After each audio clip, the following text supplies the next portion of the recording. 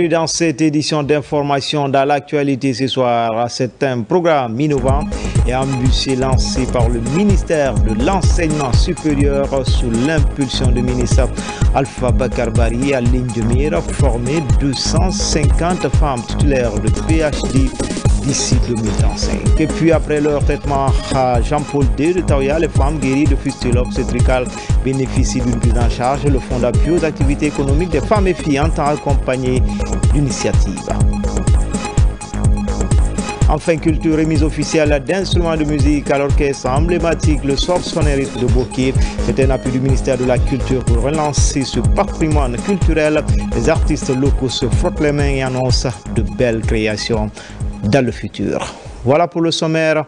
Encore une fois, bonsoir à tous. C'est un programme innovant et ambitieux lancé par le ministère de l'Enseignement supérieur sous l'impulsion du ministre Alpha Bakar Barry en ligne de mire, former 250 titulaires de PhD d'ici 2035. Une réponse forte pour combler les déséquilibres et booster la représentativité féminine dans le monde académique. Mounir Barry, Amarako Bassouma. C'est un projet alléchant et porteur d'espoir piloté par le ministère de l'Enseignement supérieur, de la recherche scientifique et de l'innovation. 250 femmes enseignantes-chercheurs seront formées au doctorat. Un programme inédit soutenu fermement par le chef de l'État pour briser les barrières et ouvrir la voie de l'excellence féminine dans l'autre sphère du savoir. Si les femmes n'ont pas de doctorat, elles ne peuvent pas s'impliquer pleinement dans les activités de l'enseignement supérieur. Une fois elles ont ce diplôme de doctorat, elles peuvent aspirer au grade académique d'assistant, de maître assistant, de maître de conférence et de professeur. Ce programme est une initiative audacieuse, une initiative qui fait plaisir à toutes les femmes, pas seulement aux femmes, aux hommes aussi, parce que les hommes sont nos partenaires privilégiés qui vont nous permettre et nous accompagner pour la réussite de ce programme. Former 250 femmes à un doctorat d'ici 2035, c'est créer un vivier d'élite au service de l'enseignement supérieur. Ce programme qui est lancé répond à une préoccupation spécifique dans le cadre de l'égalité de genre au sein du ministère de l'Enseignement supérieur, notamment la sous-représentation des filles-femmes dans les filières scientifiques. Former 250 femmes docteurs d'ici 2035 est un objectif noble. Aller vers les filles et les femmes dans nos institutions d'enseignement supérieur afin de rehausser leur nombre dans ce domaine-là. Ce programme s'inscrit dans la dynamique du vaste projet 1000 PhD et 5000 masters déjà lancés par le ministère pour renforcer le capital humain national. Audience au ministère des Affaires étrangères, les ambassadeurs d'Algérie, de Chine et d'Allemagne ont été reçus par le patron de la diplomatie guinéenne. Le diplomate chinois et celui de l'Algérie ont présenté les copies figurées des lettres de créance à Dr Maurice Sanda Kouyaté. Pour l'Allemagne, l'ambassadrice réaffirme la bonne coopération entre Conakry et Berlin. Compte rendu d'audience, Moussa Bangoura, Makemedozo. Le pont diplomatique entre la Guinée et les autres pays du monde se renforce tous les jours. Une marque de confiance dans la gestion politique du pays et le signe que le monde observe et apprécie les actes que pose le président de la République, le général Mamadi Doumbouya. Cela se traduit par ses nombreux balais diplomatiques au ministère des Affaires étrangères. Les ambassadeurs se succèdent pour renouveler l'amitié de leur pays à la Guinée. La plus récente visite est celle du nouvel ambassadeur de Chine, venu présenter les copies figurées de ses lettres de créance au chef de la diplomatie guinéenne. L'amitié traditionnelle entre la Chine et la Guinée s'est enracinée dans l'histoire.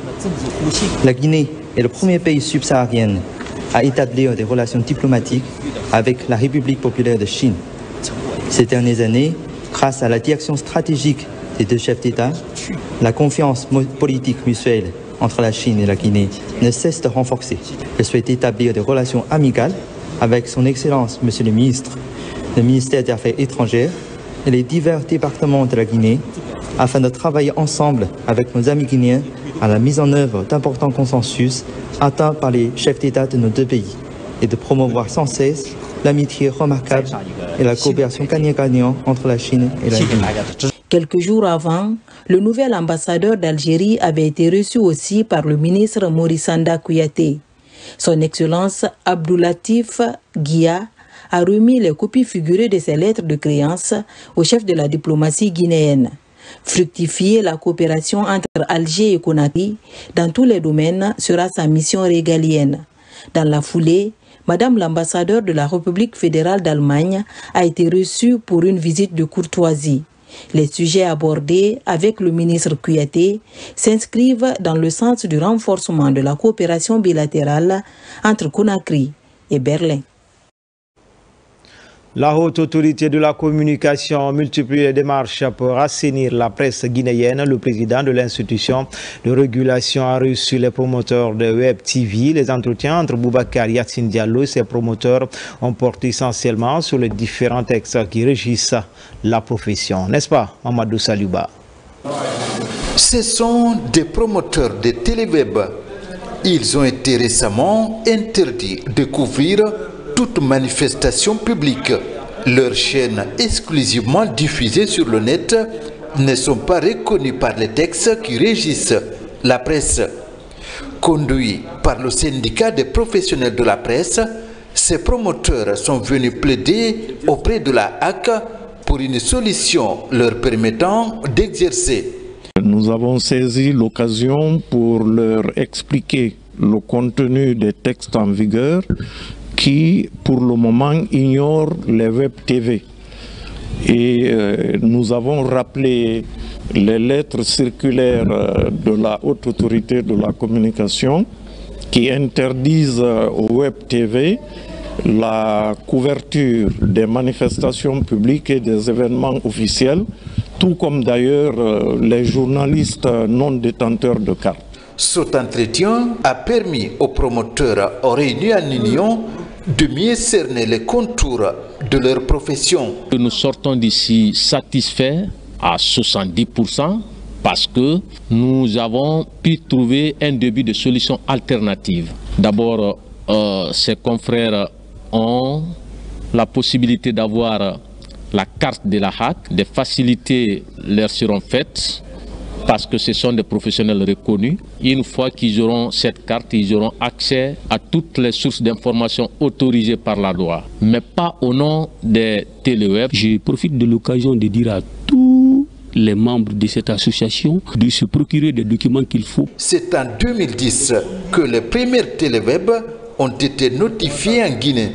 Aujourd'hui, on dénombre une cinquantaine de chaînes diffusées sur le net, mais ignorées par les textes. C'est une rencontre dite stratégique avec les opérateurs économiques. Elle est initiée par la nouvelle ministre du Commerce, Fatima Camara, entend ainsi identifier les mécanismes efficaces pour garantir un approvisionnement régulier et sécurisé du marché guinéen à d'arrêt de large consommation. La concertation a connu la présence des opérateurs économiques, grands importateurs, tout comme le ministre des Transports et porte-parole du gouvernement. Les détails avec Mamadou Bassila, Mohamed Chérif Camara. La rencontre revêt toute son importance en cette période de soudure marquée par de fortes pluies. La nouvelle ministre du Commerce, accompagnée de son équipe, a échangé avec les acteurs du secteur pour prévenir toute spéculation autour de l'approvisionnement en denrées de grande consommation, tant dans le Grand Conakry que dans les régions de l'intérieur du pays. Le ministre du Transport et Madame la ministre du Commerce se sont retrouvés avec les opérateurs économiques et tous les importateurs afin de discuter, d'échanger et trouver des solutions pour pouvoir soulager le panier de la ménagère. Donc le marché sera suffisamment approvisionné. Donc il n'y a pas de raison qu'il y ait des problèmes sur le marché pour les ménages. Des mesures ont été annoncées pour réduire les tracasseries au niveau des points d'approvisionnement et de contrôle, notamment au port de Conakry et aux frontières terrestres. C'est une rencontre d'essence fructueux qui a permis aujourd'hui d'étaler les soucis que les opérateurs économiques en ont au niveau du port autonome de Conakry. L'État a pris le bras au corps pour prioriser les denrées alimentaires de première nécessité telles que le sucre, la farine et Lori. On est en train de faire des sensibilisations pour que les opérateurs économiques qui sont dans ce secteur puissent continuer à respecter le prix d'engagement qui a été signé ici, c'est-à-dire entre le gouvernement et les opérateurs économiques. Des engagements ont été pris des deux côtés pour prévenir d'éventuelles pénuries dans les stocks de produits alimentaires. Les opérateurs économiques ont une fois de plus rassuré de la disponibilité des denrées de première nécessité dans leurs différents dépôts. À présent, parlons de la lutte contre la défécation à l'air libre dans la région de Kindia. Le phénomène est bien réel. De nombreuses organisations et institutions sont à date engagées pour atteindre l'objectif zéro défécation à l'air libre d'ici 2027. Une formation pour la réalisation de latrines répondantes aux normes dans nos communautés vient de se tenir dans la capitale régionale. Mamadou Alpha Baldé. La défécation à l'air libre constitue toujours un problème sanitaire dans certaines régions du pays. Pour contenir le phénomène et favoriser des pratiques plus saines, le ministère de l'Environnement, à travers la Direction nationale de l'assainissement et du cadre de vie, réunit à Kindia des corporations comme les maçons et autres ouvriers pour une formation spécifique dédiée à la construction de latrines au sein des localités. L'utilisation de ces produits nous mettra à l'abri des maladies endémiques, des maladies qui sont récurrentes généralement en saison pluvieuse. Une structure du nom de SATO, en compagnie ou accompagnée par le ministère de l'Environnement et du Développement durable, accepte d'accompagner nos communautés pour l'installation de ces produits dans nos latrines. Cette initiative s'inscrit dans une dynamique concertée qui dépasse les simples aspects techniques. Il s'agit d'une réponse structurante à un défi majeur, l'accès universel à des toilettes sûres, dignes et inclusives. La région de Kindia est l'une des plus touchées par la défécation à l'air libre selon de récentes études. Le programme SATO, accompagné par l'UNICEF, entend contribuer à l'éradication de la pratique dans les 2 prochaines années. Pour ne pas que vraiment cette pratique néfaste ici continue. Parce que nous avons déjà élaboré une feuille de route pour une Guinée fin de défécation à l'air libre en 2027. Et il y a des statistiques qui sont ressorties. Depuis quelques années, le ministère de l'Environnement travaille pour zéro défécation à l'air libre à travers le pays. Tenu à Conakry de la réunion de coordination technique multisectorielle de la santé maternelle, néonatale, infantile, des adolescents et de la nutrition. Ce rendez-vous des acteurs engagés dans la promotion de la santé maternelle se veut une plateforme d'échange pour rehausser les indicateurs de la santé maternelle en Guinée. Tcherno Maroufba, Mohamed Pati Kamara. C'est une rencontre trimestrielle qui vise à échanger autour des questions liées à la mise en œuvre des interventions à haut impact dans le domaine de la santé maternelle, néonatale, infantile, des adolescents et de la nutrition. Cette deuxième réunion de coordination technique multisectorielle se focalise sur les résultats du premier et deuxième trimestre de l'année 2025. On peut dire que les objectifs fixés ont été largement atteints, ceci à travers la participation active de tous les autres départements sectoriels qui ont présenté aussi leurs activités planifiées. On se réjouit vraiment du niveau de réalisation et surtout de la synergie d'action au sein de la plateforme SRMania et de la nutrition dans notre pays. Il ressort que notre rôle est central. Nous sommes l'interface entre le ministère et le niveau déconcentré et entre les autorités et les services de santé. Donc nous avons l'obligation de nous impliquer pour que les indicateurs liés à la santé de la mère et de l'enfant puissent connaître une évolution favorable dans nos différentes régions respectives. Améliorer la coordination des interventions de l'offre de services de la santé maternelle, néonatale, des adolescents et de la nutrition de qualité et les indicateurs et l'objectif recherché de ces assises de 2 jours. La tenue régulière de cette réunion démontre notre volonté commune d'assurer la cohérence, la complémentarité et la synergie de nos interventions en faveur des femmes, des nouveau-nés, des enfants, des adolescents. Ensemble, nous devons sans cesse questionner notre efficacité, renforcer notre coordination et affiner notre lecture des réalités de terrain. À cette rencontre qui regroupe 115 acteurs, des recommandations ont été formulées afin de mettre la barre haute concernant la santé maternelle, néonatale, infantile, des adolescents et de la nutrition. Comme annoncé dans les titres, après leur traitement à l'hôpital Jean-Paul II de Taouya, les femmes guéries de fistule obstétricale bénéficient d'une prise en charge. Le Fonds d'appui aux activités économiques des femmes et filles entend ainsi faciliter leur réinsertion socio-économique. Mohamed De Camara. Dans le Grand Conakry, 25 femmes guéries de fistules obstétricales bénéficient d'une prise en charge du gouvernement. Une action qui vise la réinsertion socio-économique voulue par le ministère de la Promotion féminine à travers le Fonds d'appui aux activités économiques des femmes et filles, FAEF. Ce projet de réinsertion socio-économique reflète la volonté du gouvernement guinéen de ne laisser aucune femme à marge du progrès national. La fistule obstétricale est une blessure silencieuse, souvent invisible, mais aux conséquences profondes. En accompagnant ces femmes aujourd'hui à Conakry et dans les autres régions vers l'autonomie financière, nous posons un acte fort, celui de reconnaître que même après la douleur et l'exclusion, il est possible de se reconstruire.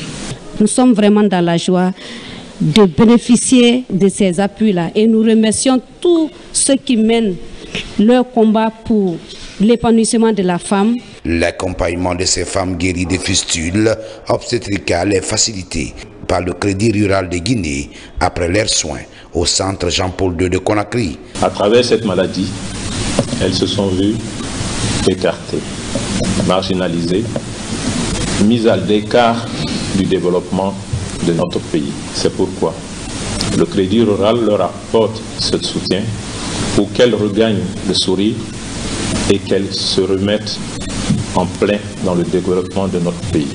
Avant la remise de cet appui, ces femmes ont bénéficié d'un renforcement des capacités en éducation financière.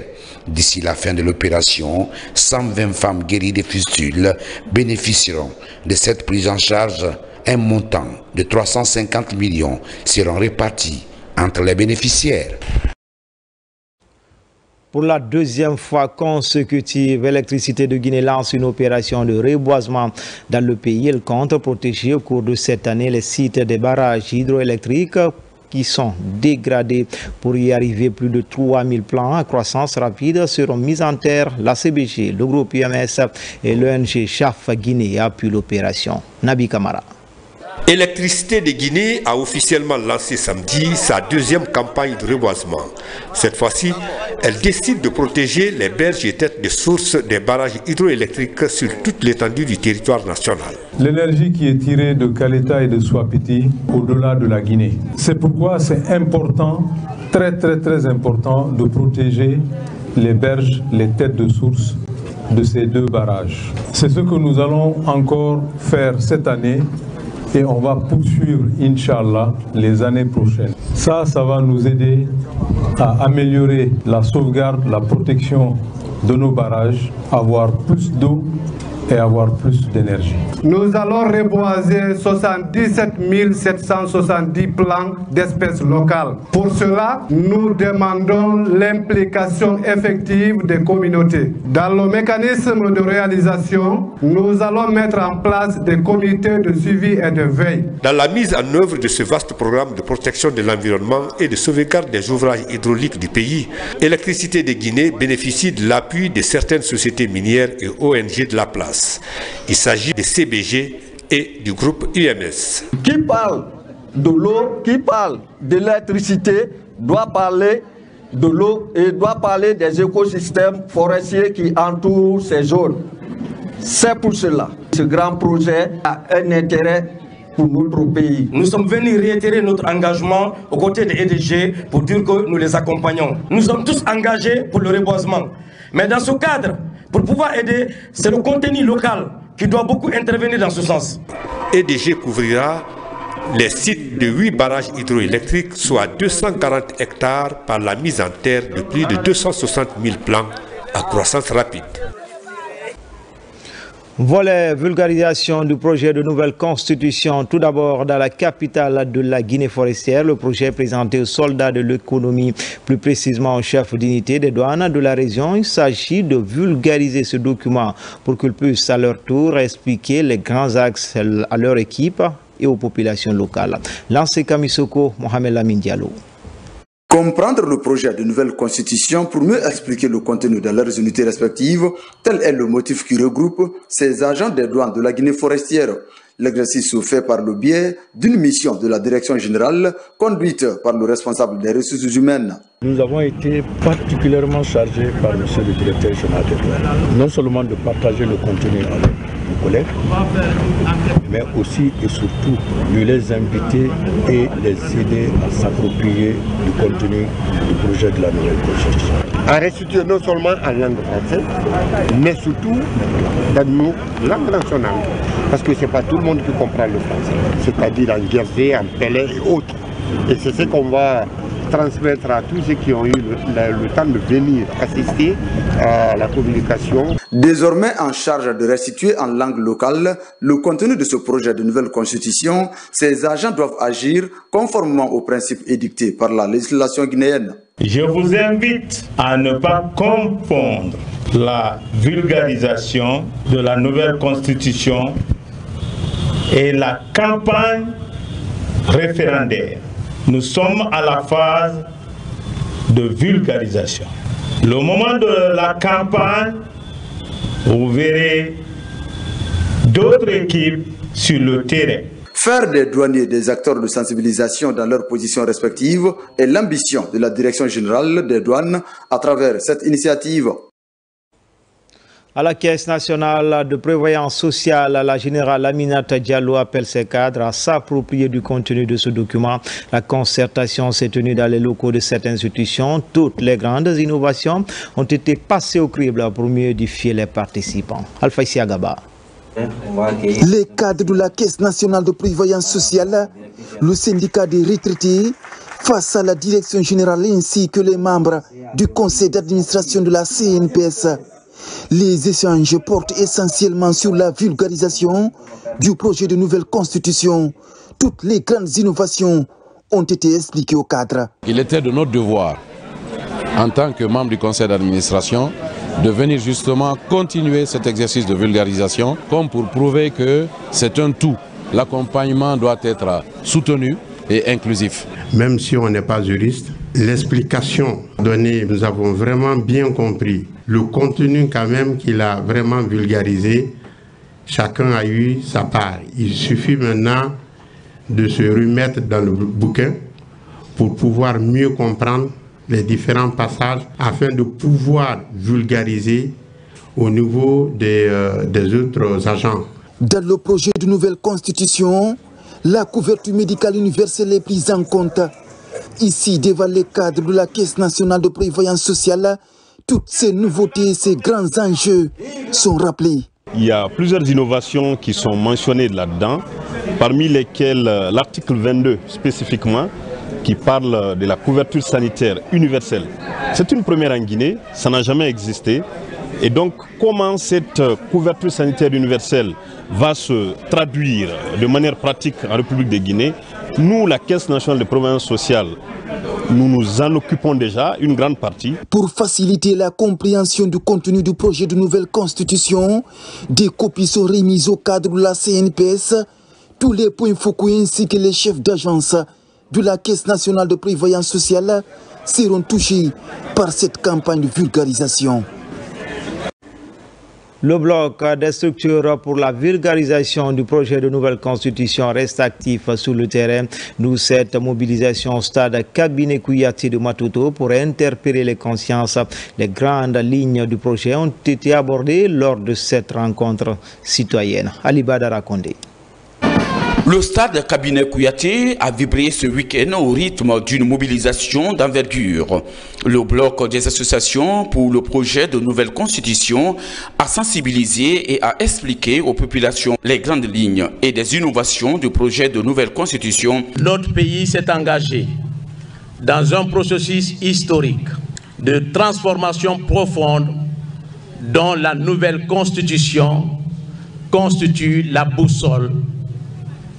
Ce texte fondateur, fruit d'un dialogue national, consacre les valeurs de justice, d'égalité, de souveraineté populaire. Ici, au stade Cabinet Kouyaté, les membres du bloc des associations ont exposé sur la nouveauté de la nouvelle constitution, telle que la création d'un Sénat, la lutte contre les inégalités humaines, ainsi que la limite des mandats présidentiels. Nous sommes là pour pouvoir ensemble, avec tous ces mouvements, échanger les méthodes, les manières pour qu'on puisse sensibiliser les gens sur la nouvelle constitution.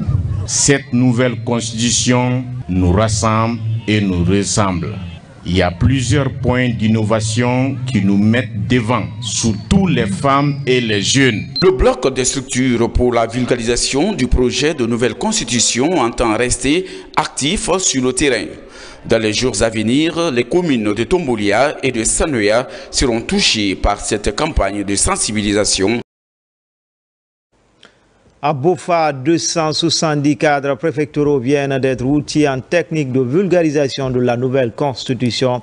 Au cours de cette session qui s'est écoulée pendant 3 jours, les langues nationales ont été privilégiées pour mieux véhiculer les points clés de ce projet aux populations à la base. C'est une action de l'ONG Aimer la Guinée. Bakari Bambakonde.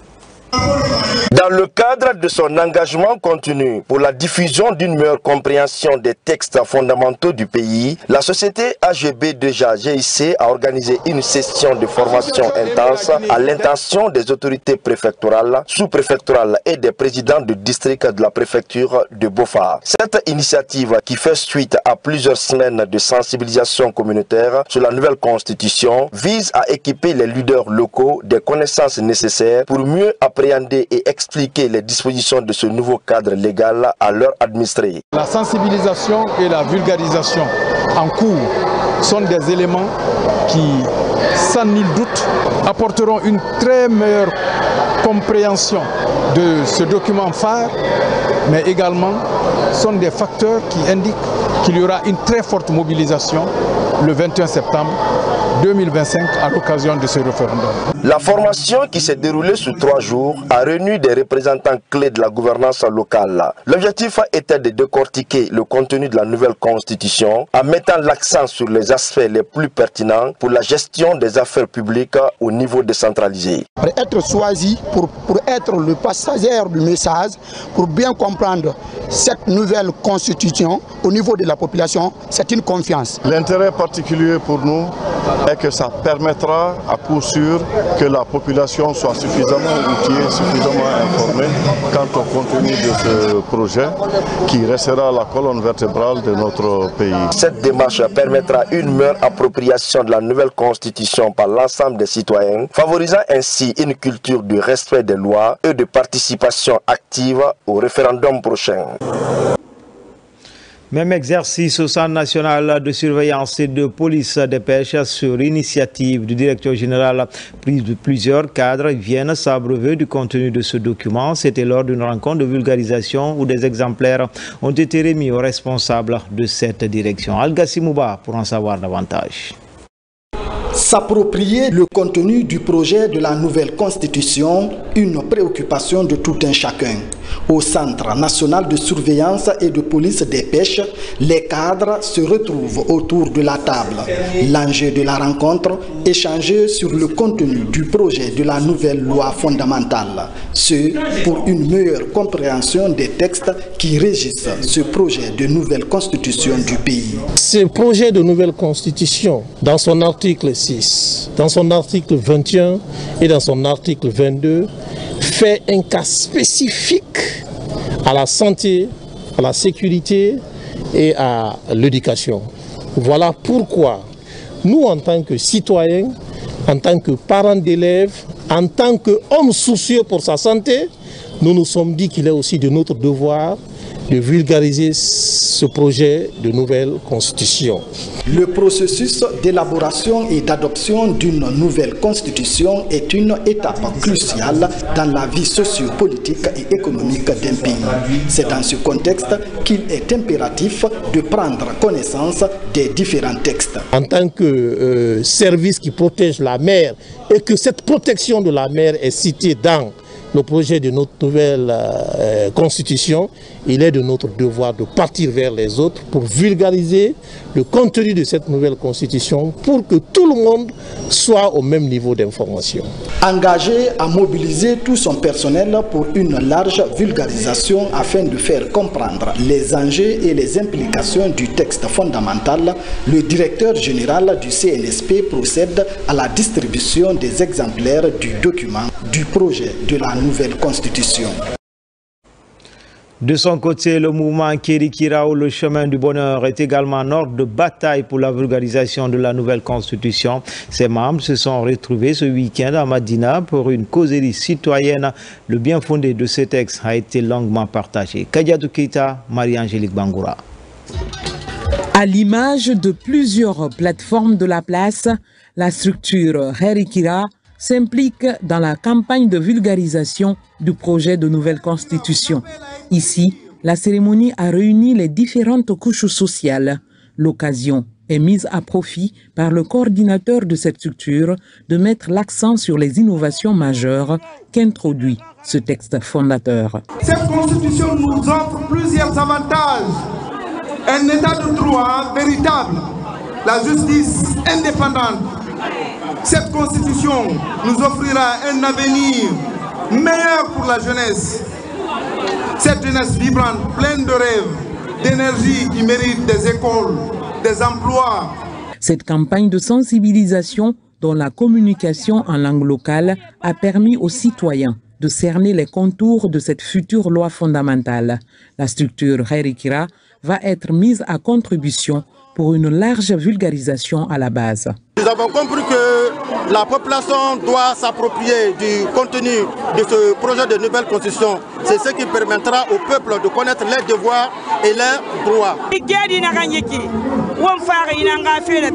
Cette sensibilisation nous a permis de mieux comprendre le contenu de cette future loi fondamentale qui doit prendre en compte désormais toutes les aspirations des Guinéens. Dans les prochains jours, la structure envisage d'autres initiatives afin de toucher plusieurs localités à Conakry et à l'intérieur du pays. En dehors du continent, après la remise des copies du projet de nouvelle constitution personnelle de son ambassade, Ali Diallo reçoit les membres du bureau des Guinéens établis au Royaume-Uni et quelques responsables de différentes associations. Objectif, leur remettre les copies du projet et faire lecture de quelques grandes lignes et innovations du dit projet. Safia Toukonde. Son Excellence, Monsieur l'ambassadeur Ali Diallo, a reçu à la chancellerie les membres du Conseil des Guinéens de l'étranger pour vulgariser le contenu du projet de nouvelle constitution. Entouré par son staff, il a appelé ses concitoyens à s'en approprier et à assurer une large diffusion au sein de la communauté guinéenne résidant au Royaume-Uni.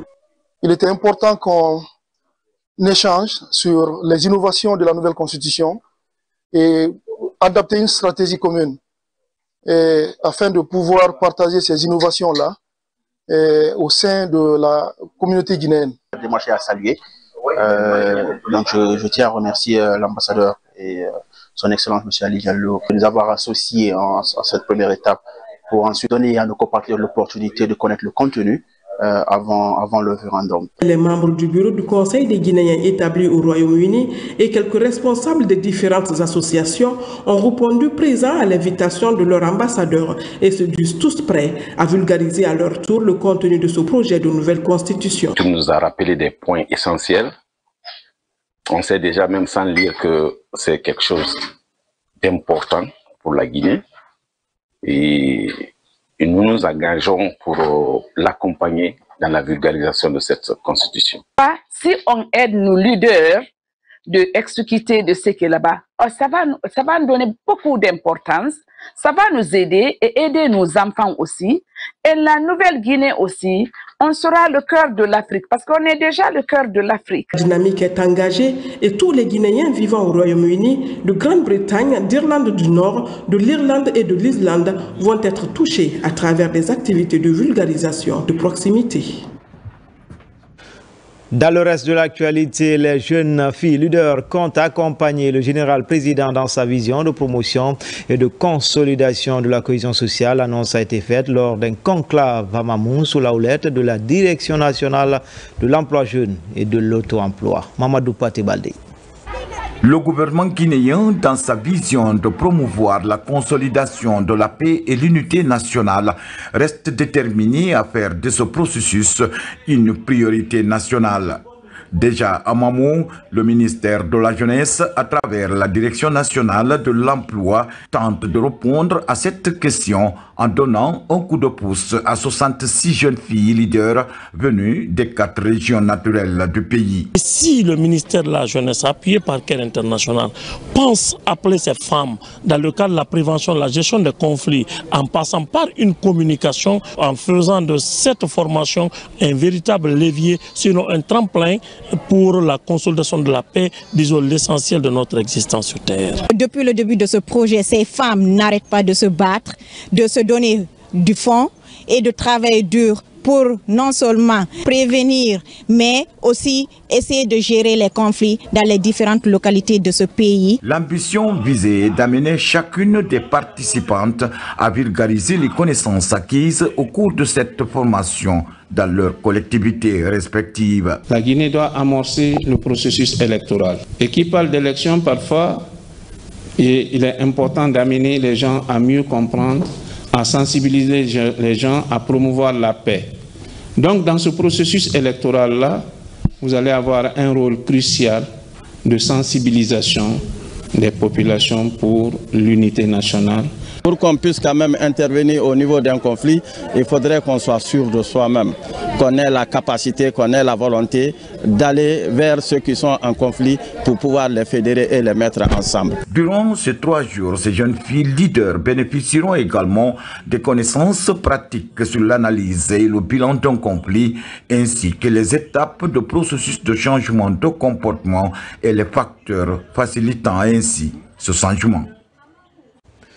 Le projet Basket pour tous entame sa 4e édition. Le concept est porté par notre compatriote Alpha Guibou Diallo qui ambitionne de promouvoir ce sport même dans l'arrière-pays pour marquer les esprits. Les équipements sont remis aux équipes féminines et masculines du pays, les 10 clubs affiliés à la Ligue, la Maison Centrale, tout comme l'organisation d'un tournoi à la baie à l'affiche toutes les préfectures du pays. Sekousouma Kande Oumar Touré. Le projet l'ONG Basket pour tous, actuellement à sa 4e édition, a pour ambition de fournir des équipements sportifs et divers articles aux équipes féminines et masculines du pays, ainsi qu'aux autres clubs affiliés à la Ligue guinéenne de basketball. Ce dont comprend principalement des maillots, des sous-vêtements, des médicaments, des chaussettes, des chaussures et des ballons.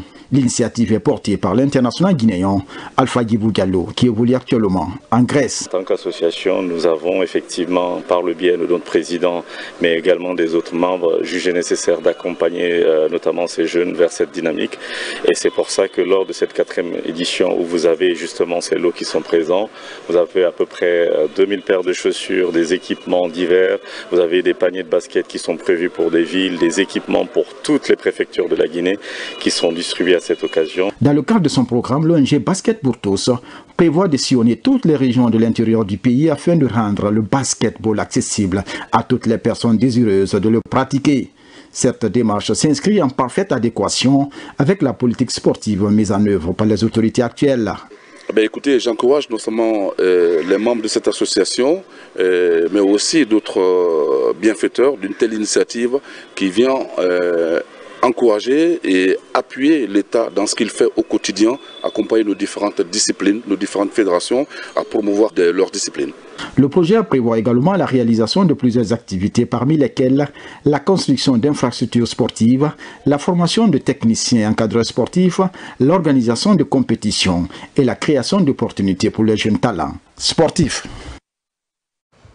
Enfin, culture, la remise officielle d'instruments de musique à l'orchestre emblématique, le Sorson et rythme de Bokeh. C'est un appui du ministère de la Culture pour relancer ce patrimoine culturel. Les artistes locaux se frottent les mains et annoncent de nouvelles créations. C'est dans le cadre du renforcement des capacités des orchestres nationaux qui ont fait la fierté de la culture africaine de Guinée par le passé. Retour en image sur cette cérémonie qui a connu la présence de plusieurs ténors de la musique locale avec notre équipe régionale, Younoussa Tawel Kamara, Bintou Touré, Mohamed Mara.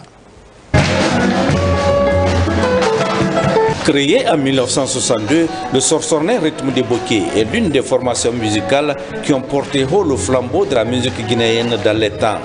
Ce groupe emblématique a résisté de génération en génération contre vent et marée, parfois avec des instruments usés.